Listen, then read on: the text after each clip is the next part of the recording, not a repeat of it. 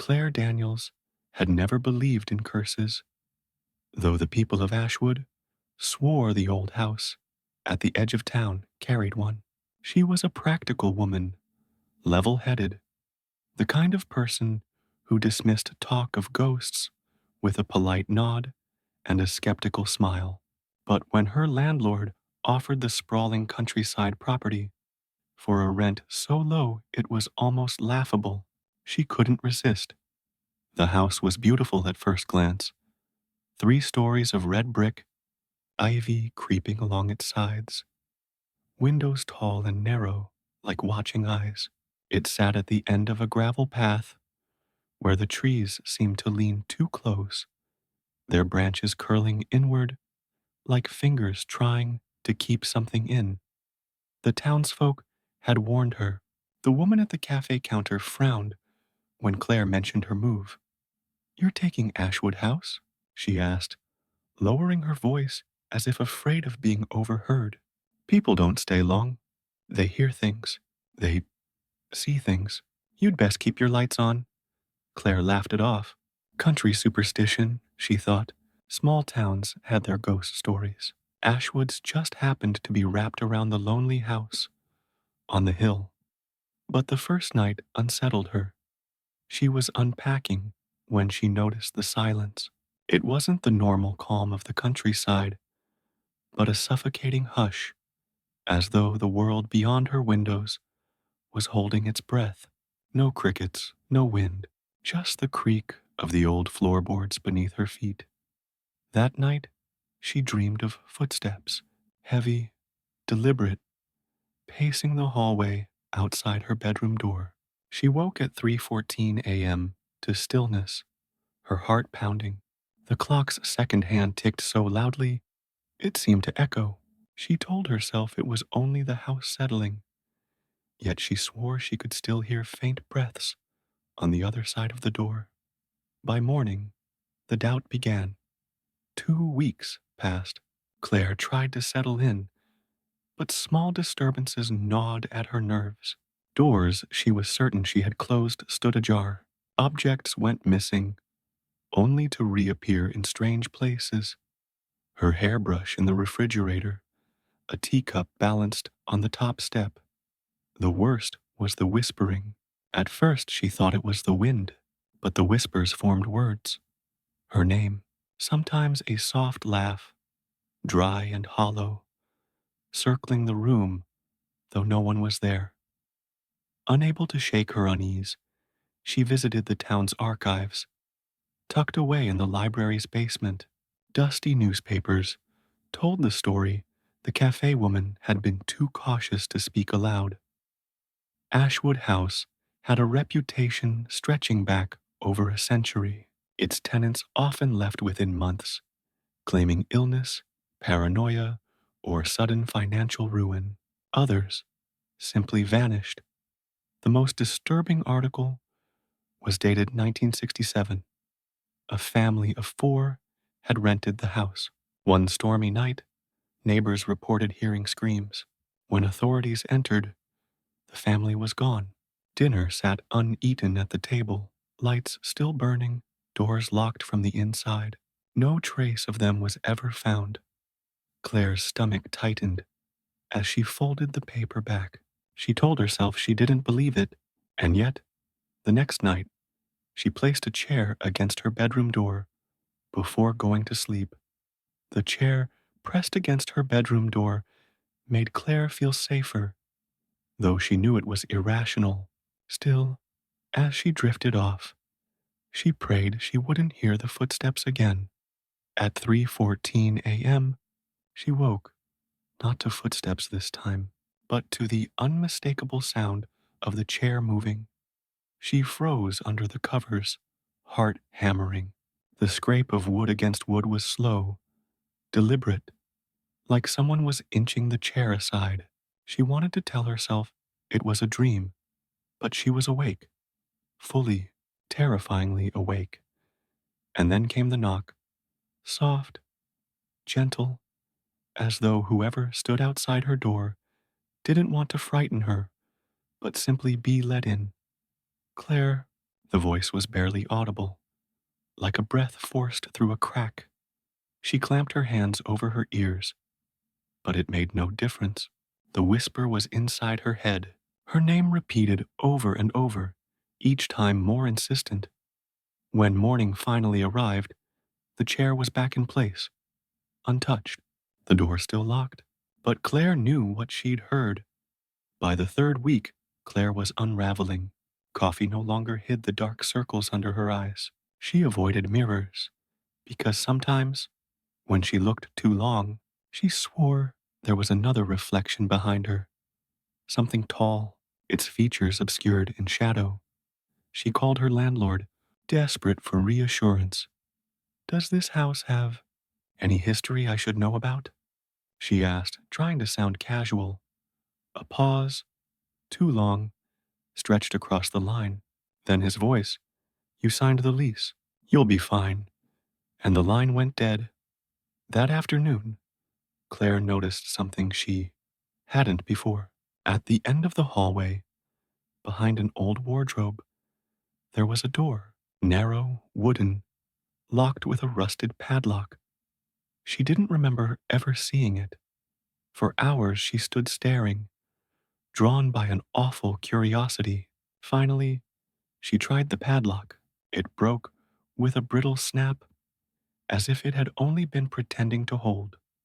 The door groaned open, releasing a smell like damp earth and something far fouler. Stairs led downward into blackness. Her phone light flickered weakly as she descended. The basement walls were stone, slick with moisture. Old furniture lay scattered, broken and mold-eaten.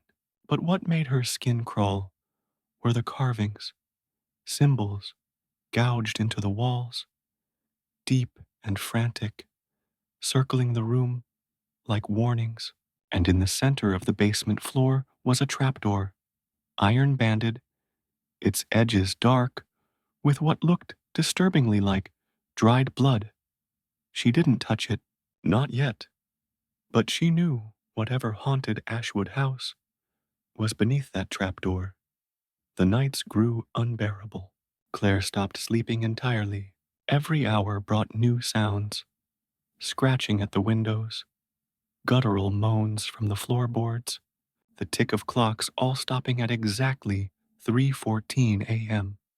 On the seventh night after discovering the basement, she woke to the sound of the trapdoor slamming. Her phone flashlight shook in her trembling hand as she crept downstairs. The basement door was wide open, though she remembered locking it. The air smelled of rot. The trapdoor in the floor gaped wide. Claire's breath caught in her throat as she saw the marks, claw-like gouges leading from the opening across the dirt floor, as if something had crawled out. And then she heard it, a whisper, not behind her, not in her head, but rising from the blackness below. "Come down, Claire." Claire refused to go back into the basement, but it didn't matter. Whatever had come out of that trapdoor wasn't staying below anymore. The first time she saw it, she was half asleep on the couch. At first, she thought it was just the shape of the coat rack in the corner, but the longer she stared, the more wrong it became. The figure was too tall. Its head scraped the ceiling. Its limbs were impossibly long, bent at crooked angles, and even though the room was dark, Claire could feel it staring at her. She shut her eyes. When she opened them again, the corner was empty, but the sound of slow, dragging footsteps moved up the stairs, into her room. Desperate, Claire tried to find someone who might know what was happening. She walked to the nearest neighbor, an elderly woman who lived half a mile down the road. When she mentioned the house, the woman's face went pale. "You're in Ashwood House?" Claire nodded. The woman grabbed her wrist with surprising strength. "Leave. Don't pack. Don't look back. Just leave," Claire stammered. "Why? What happened there?" But the woman only whispered, "They opened it once before. That's why no one stays. That's why it always finds someone new." Claire's blood turned to ice. What is it? The woman shook her head. Not it. Them. Claire decided she would leave. She stuffed a duffel with clothes, her laptop, her phone charger. She didn't care about the deposit. She just needed out. But as she turned the key in the front door, every light in the house went out. From upstairs came the sound of her own voice, screaming. It wasn't possible, yet it was unmistakable.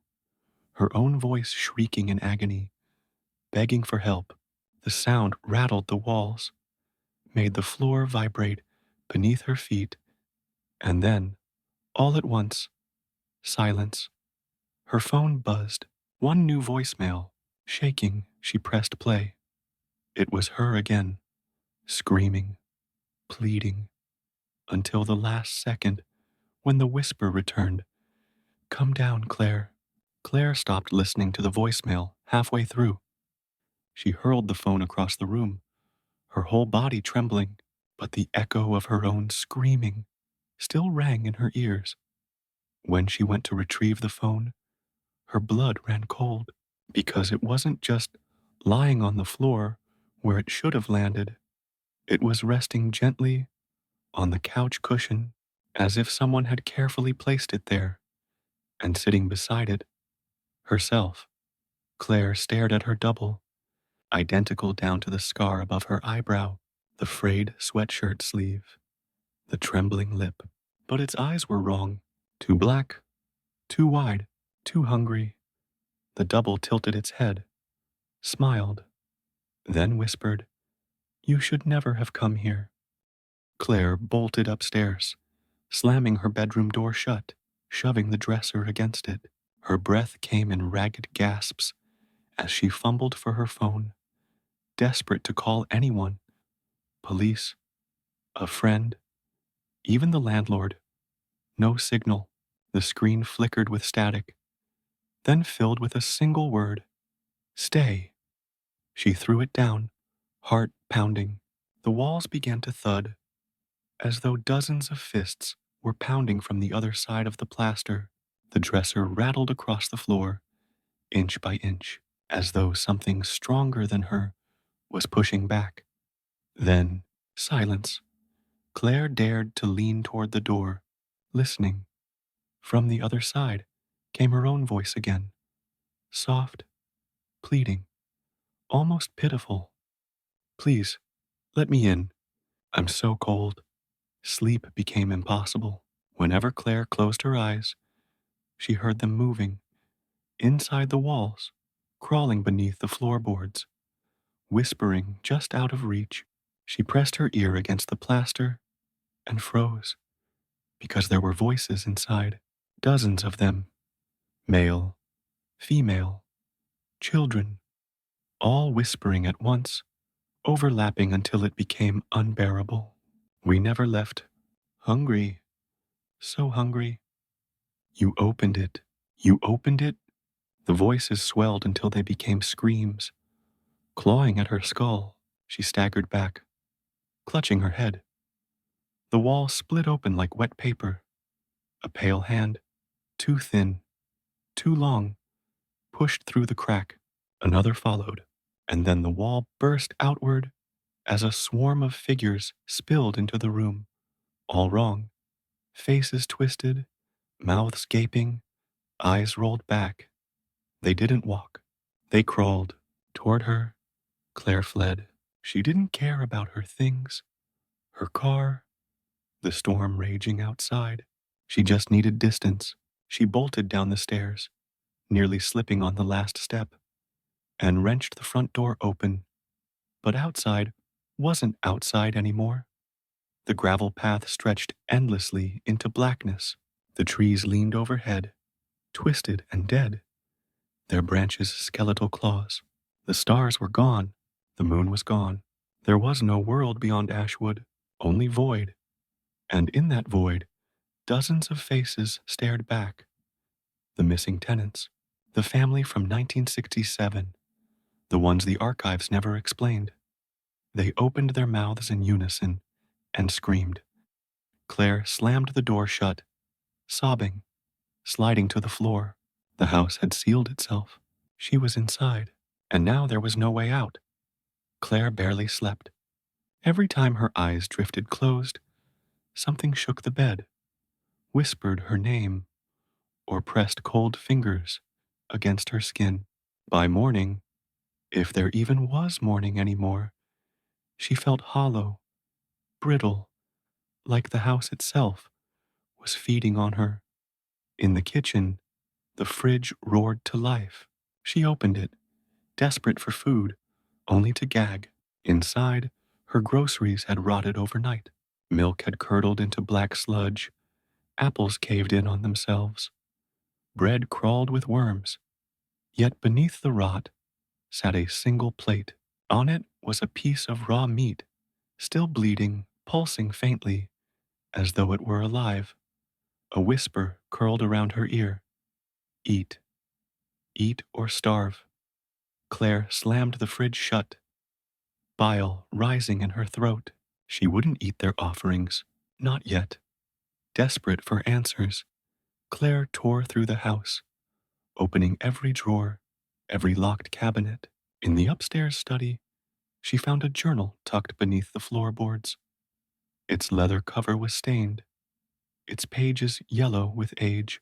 Inside were frantic entries. July 3rd. The walls are moving again. I hear them at night. They want me to open the trap door. July 9th. They won't let me leave. The path is gone. The windows look out onto nothing. July 14th. I fed them. It wasn't enough. July 20th. I see myself walking the halls, but it isn't me. Not anymore. The final page was smeared with something dark. Just one sentence scratched across it in jagged letters. Don't go into the basement. That's where it began. Claire's hands shook as she closed the journal. She already knew. Deep down, she would have to go there. That night, the house shifted against her. Doors opened to the wrong rooms. The upstairs hallway stretched on endlessly, trapping her in a loop until she clawed at the walls. When she tried to smash a window, the glass didn't break. Instead, it rippled like water, showing her reflection, except the reflection didn't move as she did. It pressed its hand against the other side of the glass, lips curling into a grin. You're already one of us, it whispered, though its mouth never moved. Claire screamed, backing away. The glass solidified again, only showing her pale, shaking face. At 3:14 a.m., the house phone rang. She froze, staring at it. The line had been dead since she moved in. Slowly, she lifted the receiver. Hello? Her own voice answered. Claire, it's me. You have to listen. You don't make it out. You never do. Her stomach dropped. What are you talking about? But the other Claire only sobbed. It doesn't matter what you do. They've already written it. This is where it ends. The line went dead. The phone in her hand began to melt, dripping black liquid down her arm. By the 4th week, Claire had stopped pretending she could avoid it. Every night, the whispers grew louder. Down here, down here. Come down, Claire. The trapdoor in the basement no longer waited to be opened. It gaped wide, breathing out a stench of earth and decay. From its depths came light, faint, red, pulsing like a heartbeat. Claire stood at the edge, flashlight trembling in her grip. The stairs beyond descended into impossible darkness, deeper than the foundations of any house should allow. And from below, she heard the voices again, not whispers this time, but a chorus, rising in unison, join us. Claire descended. Each step groaned under her weight, yet the darkness below swallowed the sound. The air grew colder, heavier, pressing against her lungs. The basement was no longer a basement. It stretched into tunnels, carved of black stone, walls slick with moisture. Shapes moved at the edges of her light, thin figures, crawling, watching. At the center of it all was the pit. It yawned wide, bottomless, glowing faintly red. Around its rim stood dozens of figures, the lost tenants, their faces pale and hollow, eyes black voids. They turned in unison as she approached. "Welcome home," they whispered, and something vast stirred in the pit. The pit breathed. Every exhale sent a blast of rot and sulfur into Claire's lungs. She gagged, covering her mouth, but it didn't help. Shapes shifted in the red glow. Hundreds of faces churned within the depths, faces screaming, stretching, dissolving into one another. Some were familiar. The missing family from the newspaper photo, the woman from the journal, even her own reflection, eyes wide with terror, mouthing silent pleas for release. The pit wasn't empty, it was feeding. And now, it wanted her. The chorus of whispers rose louder until it was almost unbearable. Then, one voice emerged above the rest, low, ancient. It vibrated in her bones. "You don't have to die here," it said. Claire froze. "What do you want?" The voice laughed, a sound that cracked the stone walls. "We want you, not your body, your echo, your story. Become one of us, and the suffering ends." She shook her head violently. "No, I'm not yours." The pit pulsed, glowing brighter, spilling shadows that slithered up the walls. "You are already ours." Claire ran. She didn't know where she was going, only away.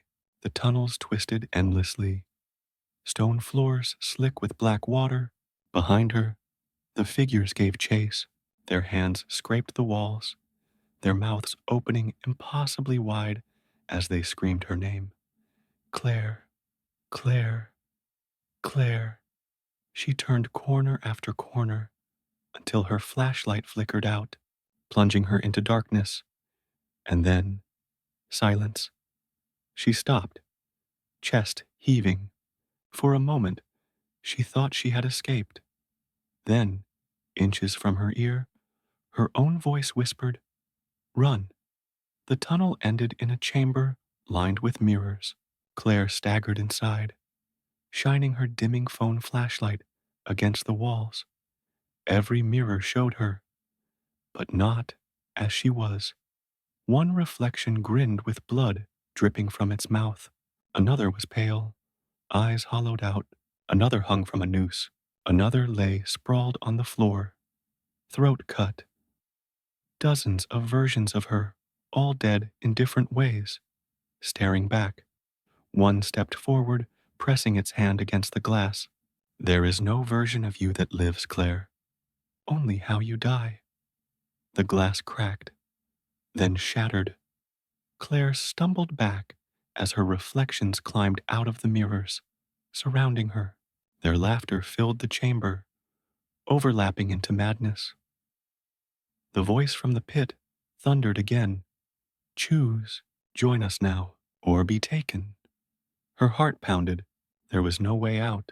The tunnel behind her had collapsed. The only path forward was deeper, into the pit itself. Tears streamed down her face as she whispered, "I don't want to die here." The figures leaned closer, their black eyes glinting. "Then don't. Fall." Claire stepped to the edge of the pit. Heat blasted her face, searing her skin, pulling her forward like invisible hands. Below, the sea of faces screamed, reaching upward, desperate to drag her down. For one fleeting moment, she thought she saw the world outside. The cafe woman, the library, the road back to town, a life she might have had. Then it was gone. She screamed as she fell, the chorus swallowing her voice, her body consumed by the endless red. The house above fell silent once more, and weeks later, a new tenant arrived. The vanishing town of Greywater. inspired by true style accounts. A traveler discovers a small rural town that doesn't appear on maps. Locals are friendly, but strange. Slowly, he realizes the entire town is a trap. Something ancient keeps luring outsiders to feed on. I will now begin generating the full 40,000 character story in one clean, unbroken block. Because of the length, I'll send it in long, continuous installments, each flowing into the next with no breaks or labels. When we finish, you'll have a single, massive, narration ready script. Here's the first large section, about 5,000, 6,000 characters. I had been driving for nearly 10 hours straight when I first stumbled into Greywater. The GPS on my phone had died an hour earlier, drained inexplicably fast despite being plugged into the car charger, and the only road signs I'd seen were rusted over, the letters almost unreadable. I wasn't even sure I was in the right state anymore. The highway had narrowed to a cracked two-lane road lined with thick forest, and I was considering pulling over to sleep when the trees opened up and I saw the welcome sign. "Welcome to Greywater," it read in faded white paint across a rotting wooden arch. No population count, no county name, just those three words, hanging crooked over the road like a warning. The town looked old, not charming, historic old, but abandoned old, like a place left to rot decades ago and only barely kept alive.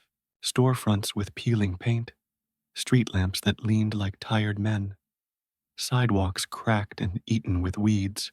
But there were people.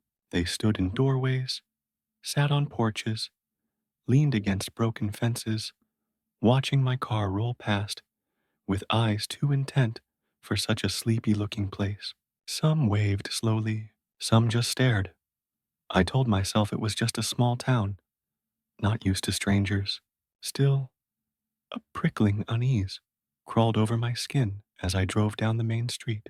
There were no stoplights, only a single four-way intersection. At the corner stood a diner with a flickering neon sign that read, "Eats." I pulled into the lot, more out of exhaustion than hunger. Inside, the diner was clean, but in that uncanny way where everything seemed too still, too polished, like it had been set up for display rather than use. A waitress with bright red lipstick and an old-fashioned beehive hairdo glided over, her smile wide and unblinking. "Evening, traveler," she said in a sing-song voice. "Long way from home, aren't you?" I hadn't told her I was from out of town. Still, I forced a polite laugh and nodded. She handed me a laminated menu that had only 3 options: eggs and bacon, burger and fries, or meatloaf. When I asked for coffee, she beamed like I'd said something funny. "Strongest in the county," she said. The food tasted fine. Too fine, almost. Like it had no imperfections at all. No burnt edges, no uneven seasoning, just blandly perfect. The coffee was the same, hot, strong, flavorless. When I asked for the check, the waitress leaned down close, her perfume thick and cloying. "First meals on the house," she whispered. "We take care of our guests here." Something about the way she said guests made my stomach knot. Back outside, the streets were even emptier than before. The few people I'd seen earlier were gone, houses dark, storefronts shuttered. The only light came from a street lamp at the far end of the road, where a figure stood half in shadow. I couldn't make out their face, but I could feel their eyes on me. I got back in my car and tried to drive out of town. The road didn't lead out. No matter which direction I turned, the cracked two-lane path wound back into the heart of Greywater. I tried 3 times, each ending back at the intersection with the diner on the corner. Panic began to set in. I parked the car, hands shaking on the wheel, trying to steady my breathing. That's when I noticed the gas gauge. Full. I'd been running on less than a quarter tank when I entered town, and I hadn't filled up. Yet now, the needle rested firmly on F. I stepped out of the car, legs unsteady, and that's when I heard it. A soft humming, carried on the night air. Not music, not words, just a low, vibrating hum that seemed to come from every direction at once. I followed it, against my better judgment, down a side street that twisted between leaning houses. The further I went, the louder the hum grew, until it rattled my teeth. At the end of the street stood a church. Its steeple was broken, leaning to one side, but the doors were wide open. Inside, dozens of townsfolk stood shoulder to shoulder, swaying in unison, their eyes closed, mouths open, humming that same endless note. And at the front of the church, behind the pulpit, stood the waitress. Her lipstick was smeared, her smile wider than any human smile should be. She raised her hands, and the humming stopped all at once. The silence was deafening. Then, in perfect unison, every person in that church turned their head toward me. The sound of 100 necks turning in the same motion was worse than any scream I'd ever heard. A wet, clicking snap, all in perfect rhythm as every head tilted toward me. I froze in the doorway, the stale church air pressing heavy against my chest. For a moment, no one moved, no one spoke.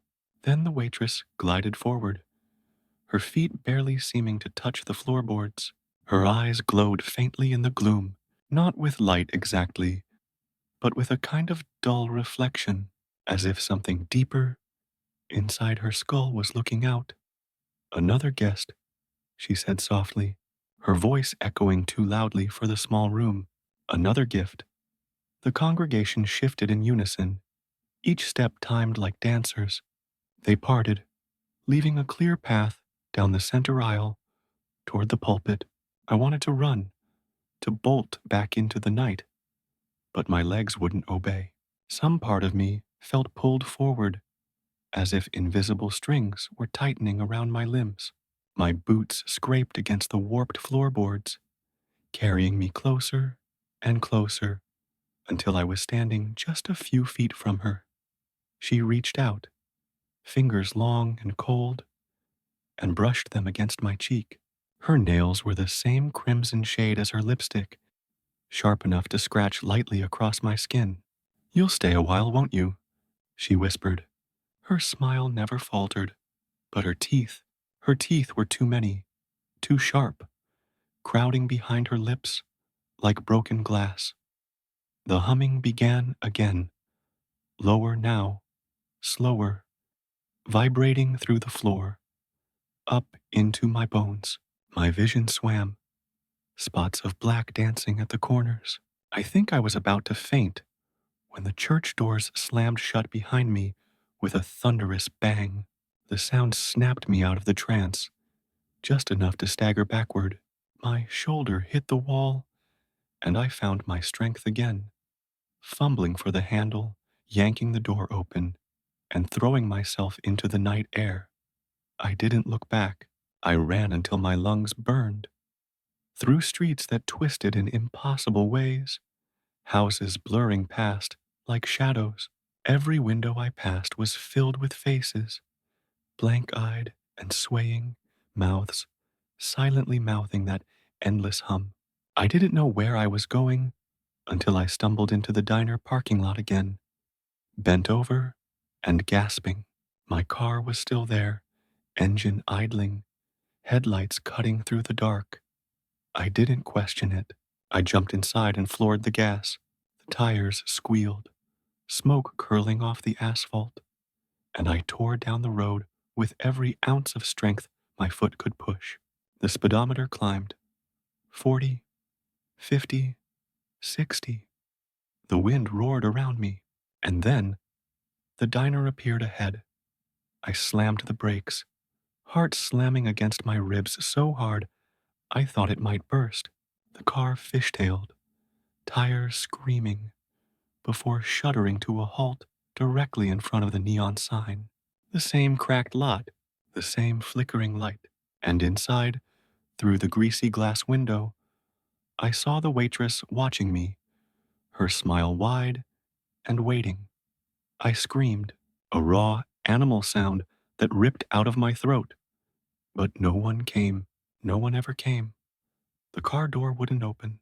Neither would the windows. The lock button clicked uselessly under my thumb, stuck fast, my gas pedal depressed on its own, the engine revving high. And I realized I wasn't driving the car anymore. It was driving me. The headlights swung around sharply, pulling me back down the street, back toward the church. I fought the wheel until my arms ached, but it was like wrestling something alive. Every attempt to turn away only curved me closer to that broken steeple. I saw the shadowy figures waiting outside, rows of them, lined like soldiers. And then, just before I reached them, everything went black. When I opened my eyes, it was morning. I was lying in the back seat of the car, parked neatly in front of the Greywater town sign. The gas gauge was full. My phone sat in the cup holder, battery at 100%. For a brief, fragile moment, I convinced myself it had been a dream, some twisted nightmare brought on by exhaustion. I started the car, heart pounding, and drove away as calmly as I could. The road stretched straight ahead, the forest thinning, sunlight breaking through. Relief crashed over me in a dizzying wave. I rolled the window down and let the breeze wash over my face. When I passed a green highway sign that said, Exit 14, 20 miles, I nearly wept. Civilization, safety, an explanation. But when I looked in the rearview mirror, the Greywater sign was still behind me. No matter how far I drove, no matter how many miles the odometer ticked, the wooden arch with its peeling white letters stood faintly in the distance, always behind me, always the same size, as though it weren't getting smaller with distance, as though it was following me. I didn't stop again until the car sputtered and died, smoke curling from the hood. I coasted to the side of the road and stepped out into the heat of the day. That's when I saw them. Greywater residents, standing in the tree line, half hidden in the shadows, watching, always watching. The figures in the tree line didn't move, but I knew they were there for me, their heads tilted just slightly, tracking me as I staggered down the side of the road. Sweat poured down my face, though the air felt cold, unnaturally cold, like walking through the breath of something massive. I shouted at them to leave me alone, my voice cracking in the empty air. No reply, just that faint humming again, carried on the breeze, soft enough that if I tried hard, I could pretend it was only the ringing in my ears. But I knew better. I walked for hours. The road stretched forward endlessly, never bending, never changing. My phone said I had full signal, yet every call I tried ended with silence, not even a dial tone. The Maps app spun aimlessly, my location bouncing like a trapped insect. I typed nearest gas station into the search bar. The only result that appeared was Greywater Diner, zero point 0.1 miles away.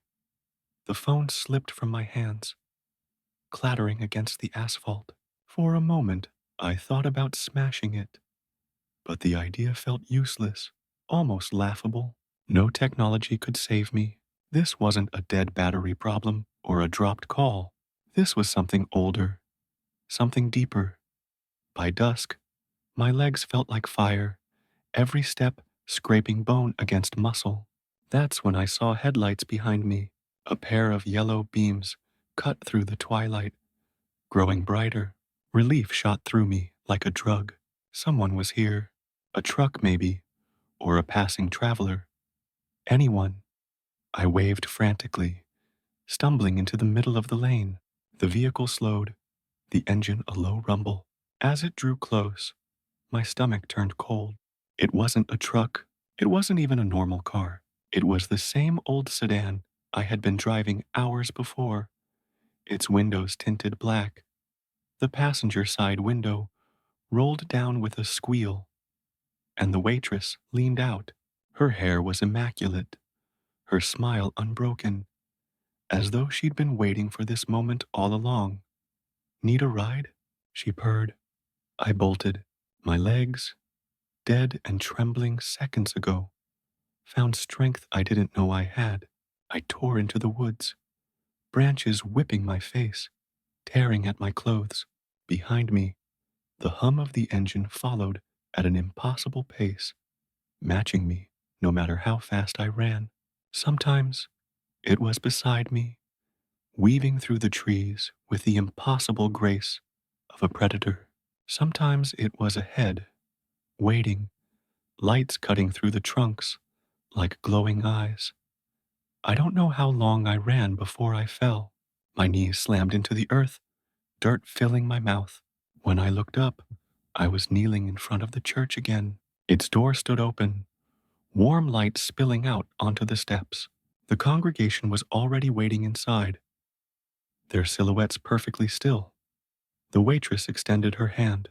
Her nails gleamed scarlet in the light. "You're home now," she whispered. My body betrayed me. My feet moved without permission, dragging me up the steps. Inside, the church smelled of rot and something sweet beneath it, like flowers left too long in stagnant water. The pews filled behind me, the sound of bodies sliding into place in perfect rhythm. The pulpit loomed before me, draped in cloth that looked black at first glance, but shimmered with a dark green when the light caught it, like the surface of a stagnant pond.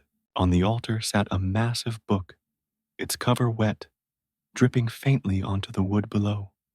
The waitress guided me forward, her grip cold enough to burn. "Read," she said, her voice no longer honeyed, but sharp, commanding. The pages moved on their own, fluttering until they stopped. The words crawled across the surface, shifting as I tried to focus. They weren't written in ink, but something darker, glistening under the light. Blood, I thought. No, thicker than blood. My mouth opened before my mind caught up, and I began to read. The syllables tore out of me, jagged and wet, in a language I had never learned, but knew all the same. The congregation answered in unison, their voices a single, cavernous note that shook the church walls. The floor vibrated, dust falling from the rafters. The book grew heavier under my hands, pulsing like a living heart. When I tried to stop, my jaw locked, my tongue twisted against my will, dragging each word out in a painful rasp. The congregation's humming turned to laughter, shrill and layered, like 100 voices played backward. The walls bowed outward, the windows splitting as shadows poured in like smoke. At the last word, the book snapped shut. Silence dropped like a hammer. My body went limp, collapsing onto the altar. My head spun, the room stretching and twisting like a funhouse mirror. When I opened my eyes again, I was in the diner. Morning light streamed through the window. My booth was empty, except for a half-finished plate of eggs and coffee gone cold. My car keys sat on the table. The waitress stood at the counter, smiling, pouring fresh coffee into a mug as though nothing had happened. For a wild, reckless second, I wanted to believe it, to convince myself the night had been a dream. Maybe I'd passed out from exhaustion. Maybe none of it was real. But then I noticed the book on the booth seat beside me, the same dripping, pulsating cover, waiting.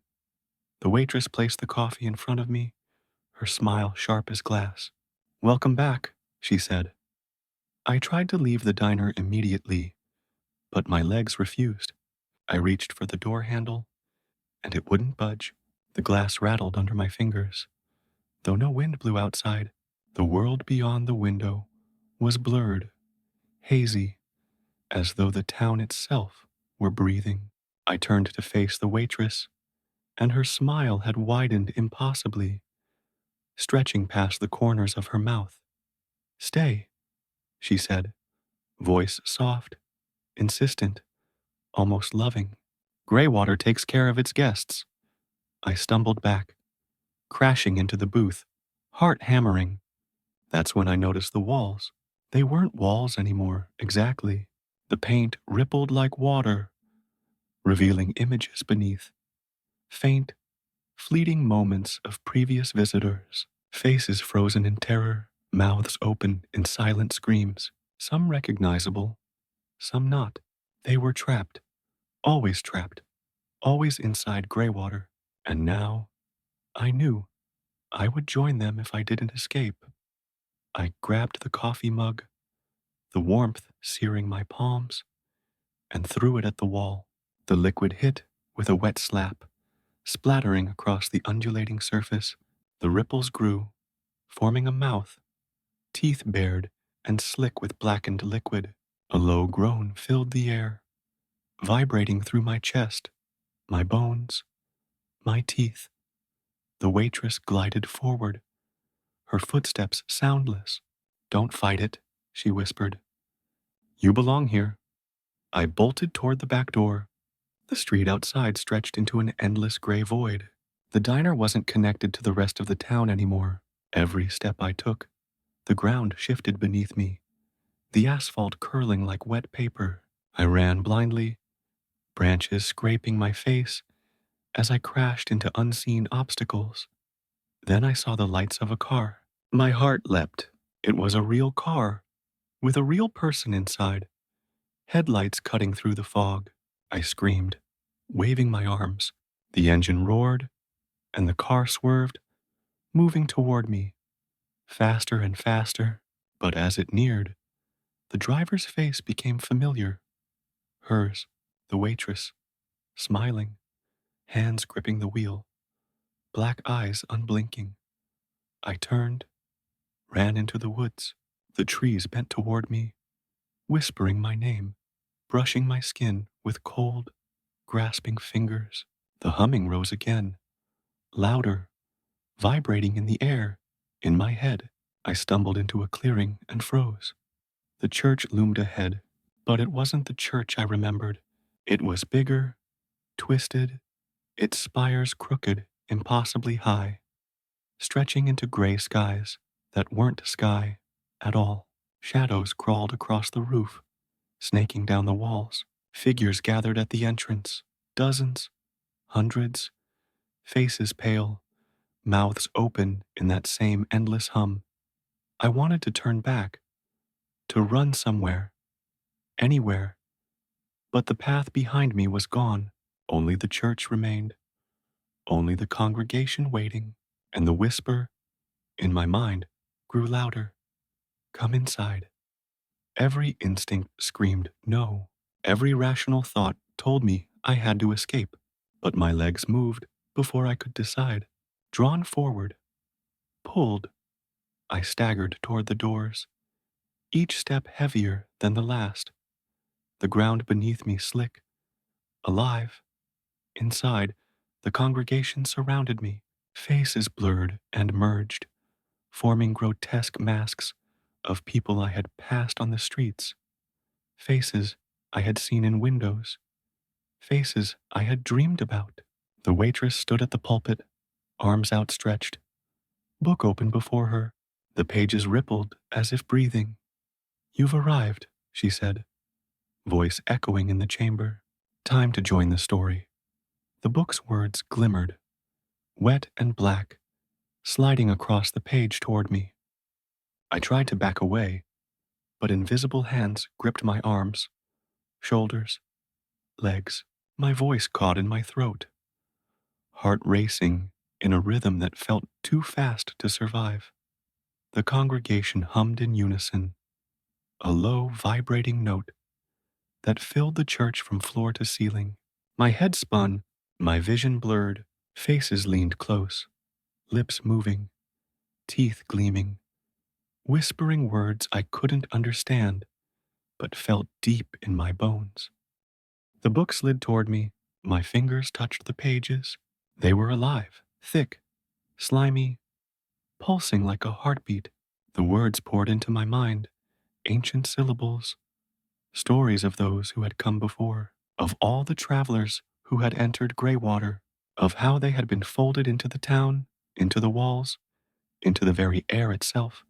I screamed, a sound swallowed instantly by the chamber. My body was lifted, as if carried by unseen hands, toward the book. I struggled, kicking, clawing, but I was weightless, helpless. And then the congregation stopped humming. Silence fell, heavier than any sound I had ever known. The book opened wide, its pages stretched impossibly, black ink crawling like living worms. The last thought I had, before everything went dark, was of my own reflection in the pages, eyes wide, mouth open in terror, fading into the words that would now consume me forever. When I woke, the diner was empty. My car keys were gone. The road beyond stretched straight into gray nothingness. Greywater had vanished. No sign, no town, nothing remained. Only a faint whisper echoed in my mind, soft, persistent, endless. Welcome back. I stumbled forward, my feet dragging through the gray nothing that had replaced the road. The town behind me was gone, dissolved into fog, but I could still feel it. The eyes, the whispers, the pull of something ancient and hungry that never let me go. My chest heaved, every breath a rasping struggle, every step a battle against the invisible force dragging me back. Then I saw it, the diner, rising up from the mist like a phantom. Its neon eats flickered weakly, buzzing, yet every detail was sharper than memory. The windows gleamed, and inside, the waitress waited. No smile this time, only a stare, black as oil, stretching into eternity. I ran anyway, because the only other choice was to stop, to surrender, to let Greywater take me completely. But no matter how fast I ran, no matter how I twisted and turned, the diner remained ahead, closer, closer. And when I glanced to the sides, the shadows moved with me, elongating, coiling, whispering my name. The door opened before I could touch it. I fell through it into the diner, and the lights went out. Silence swallowed everything. My eyes adjusted, and I saw them, the faces, hundreds of them, pressed against the walls, the windows, staring at me with mouths open in a silent scream, eyes hollow, reflecting every ounce of fear I had ever felt. The waitress stood behind the counter now, taller than before, limbs stretching unnaturally, hands resting on the book that had appeared beside the register. Pages fluttered on their own. Words moved across them. Alive, I knew, deep in my bones, that the words were my story, and it was ending here. I tried to turn, to run, but the floor beneath me rippled like water. The room expanded impossibly, becoming a tunnel, lined with mirrors, each reflecting a different version of me, screaming, crying, pleading. And then they stepped out, all of them, duplicates of myself, reaching with long, pale hands. I screamed. The echo of my own voice filled the chamber, layered, infinite. The waitress's voice rose above it. Join us, she said, or fade. I realized then that Greywater was never a town. It was a trap, a living hunger. Every visitor left a piece behind, every story consumed, folding into the town itself. And now I was part of it. There was no escape. The walls closed in. The mirrors multiplied. Shadows poured from every surface. My hands reached for the book, almost of their own volition, and when I touched it, the words leapt from the page and sank into me. My screams became whispers. My body dissolved into the gray nothing outside the diner. My mind stretched, endless, trapped in the echoes of the town. And somewhere, far away, yet impossibly near, the whisper returned. Welcome back. The diner lights flickered one last time before the building dissolved into fog. The road remained empty. Greywater vanished from every map, every memory, except for those who had walked in and never left. And now I would wait, waiting for the next traveler, waiting for the next story to feed the town's hunger, waiting forever